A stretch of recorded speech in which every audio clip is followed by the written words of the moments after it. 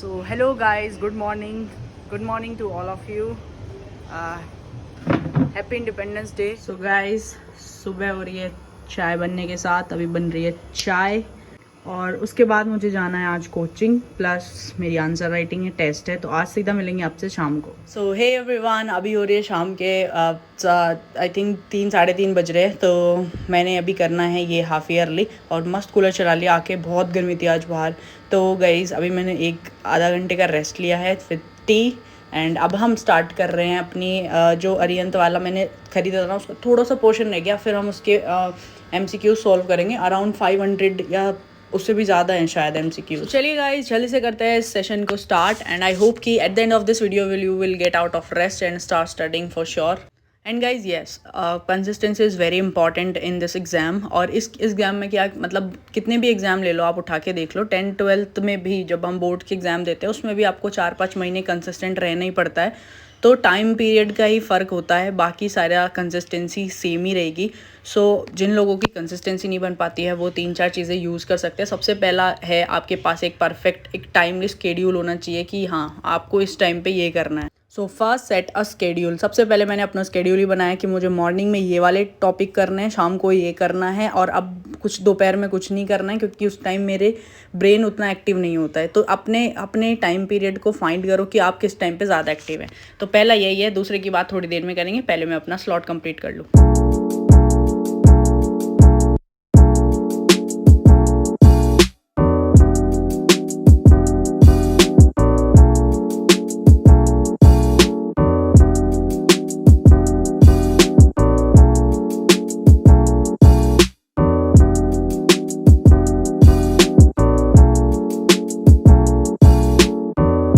Alright guys, इसी के साथ बज गया 5. मुझे इतनी ज़ोर की नींद आ रही है. शिखा पता नहीं क्या मस्त गाने चला के कर रही है. इसने गाना बजा रखा है सावन को पानी.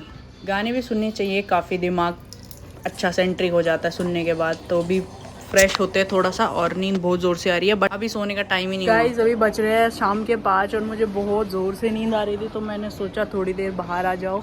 अभी आँखें धुल के थोड़ा ठीक लग रहा है पर फिर भी नींद आ रही है, पता नहीं क्यों. थोड़ी देर में सो जाएंगे आज 8-9 बजे तक क्योंकि अभी मेरी तबीयत उतनी भी ठीक नहीं हुई है कि मैं बहुत ज़्यादा टाइम स्ट्रेच करूँ. सो देखते हैं क्या चल रहा है. पतंगे उड़ रही है साइड में, दिखाऊँ आपको. See the view. Purple colour की एक पतंग उड़ रही है. और हम जब मतलब हमारे टाइम पे ना बहुत मारते थे प्रिंसिपल सर कि पतंग नहीं उड़ानी चाहिए, गंदी बात है. और ये देखो मस्त उड़ा रहा है पतंग. हा मज़े इसको ही आ रहे हैं सारे मज़े ज़िंदगी के. चलो सही भी है, यही उम्र होती है मज़े करने की, फिर तो कहाँ ही मज़े हैं. नीचे का भी देख लेते क्या सीन चल रहा है. स्कूटी पे पानी लेके जा रहे हैं भैया. यहाँ पर पानी भी पैसों का मिलता है. अगर आप दिल्ली में रहने आओगे तो पता चल ही जाएगा आपको. और वो देखो दोनों कितने मज़े कर रहे हैं, बस वही मज़े कर रहे हैं इस दुनिया में. अच्छा एक और है, तीसरा बंदा भी है गाइस चक्री चलाने के लिए.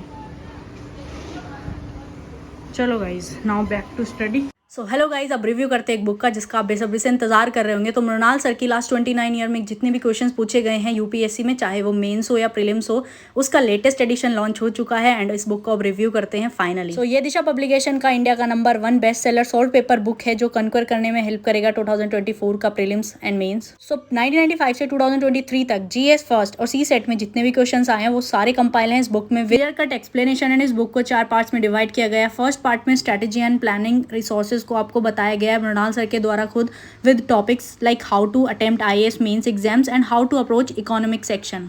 सो पार्ट सेकंड में IAS प्री में जितने भी क्वेश्चंस पूछे गए हैं उनको 7 यूनिट्स में एंड 43 टॉपिक्स में डिवाइड करके कंपाइल किया हुआ है. सो आप जब भी कोई टॉपिक पढ़ते हो, फॉर एग्जांपल अगर आपने इंडियन नेशनल मूवमेंट पढ़ा है जो एक हॉट टॉपिक है UPSC के लिए, तो आप उसके जितने भी पूछे गए क्वेश्चन है उनको प्रैक्टिस करके अपनी प्रिपरेशन को चेक कर सकते हो कि आपको कितना और पढ़ने की ज़रूरत है.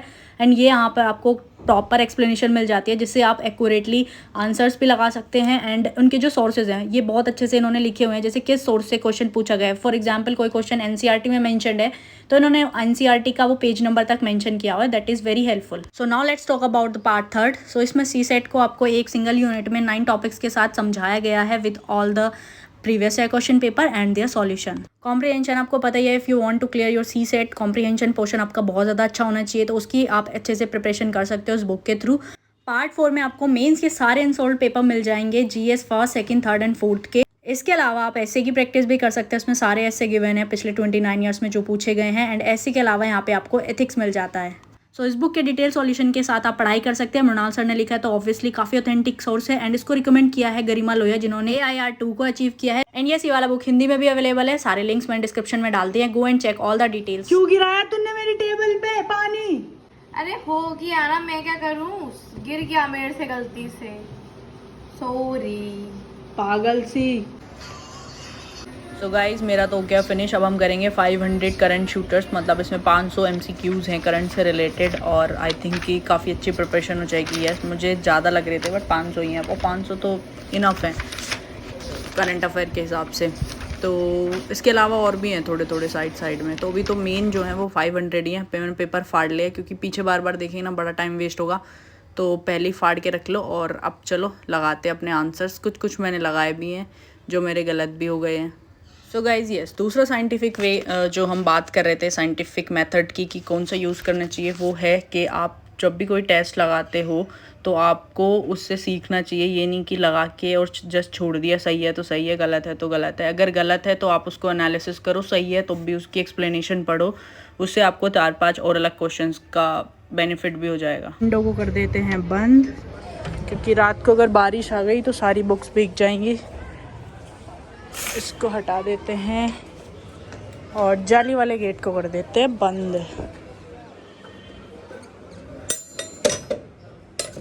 तो बहुत बढ़िया हो रहा है गाइस बाहर। अभी बंद कर दिया है। अब थोड़ी देर चलते हैं हम घूमने फिरने, यहीं आसपास ऊपर छत पे एंजॉय करेंगे। सो हेलो गाइज, मुझे कब नींद आई थी मुझे नहीं पता। अभी 4:45 हो रहे हैं। सो हे गाइज, मेरा एक स्लॉट हो गया है और टाइम हो रहा है अभी 5:45।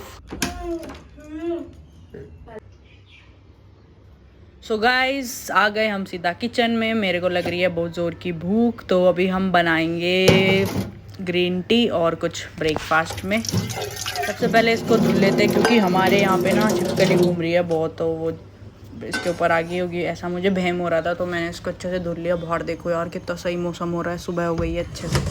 तो गाइज तबीयत तो मेरी ऑल सेट है, बट अभी फिर भी हम चाय पी रहे हैं मसाले डाल के खड़े, ताकि गला ठीक हो जाए अच्छे से। गले में थोड़ी सी दिक्कत है, तो डाल देते हैं ये वाले खड़े मसाले चाय में। मेरी एक बहुत बड़ी प्रॉब्लम है, चाय बना के उसको रख देना फिर वो जम जाता है, वॉश नहीं होता। तो आज मैंने पहले ही भिगो के रख दिया। तो बस अब चलते हैं, शिखा को भी चाय दे देते हैं। सो हे गाइज़, अब मुझे करनी है जो मैंने टेस्ट लगाया था उसकी एनालिसिस। सो गाइज़ मैंने एक टेस्ट सॉल्व किया था, फिर उसके मैंने आंसर्स मैच किए। वो काम करती है मेरा शिखा और बहुत मदद करती है यार मेरी इस चीज़ में। तो शिखा ने बता दिया इतने गलत है इतने सही हैं। तो थोड़े से गलत ज़्यादा लग रहे थे मुझे, इतने होने नहीं चाहिए थे। तो मैंने सोचा एक बार अच्छे से एनालिसिस करते हैं, और फिर मैंने उसको पढ़ना शुरू कर दिया डीपली।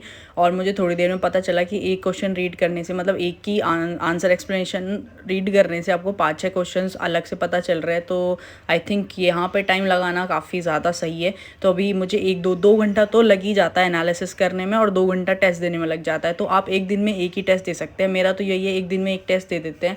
और अगर मैंने दूसरा दिया है तो उसका एनालिसिस नहीं होता है, और फिर वो ऐसे इधर आधर फिक जाता है। तो बहुत ज़्यादा बाउंडेड रहने की ज़रूरत है। आप एक ही फॉलो करो, 2 कर लेते हो तो दोनों के एनालिसिस करो। तो जल्दी से फिनिश करते हैं ये वाला स्लॉट, और उसके बाद आपसे मिलते हैं।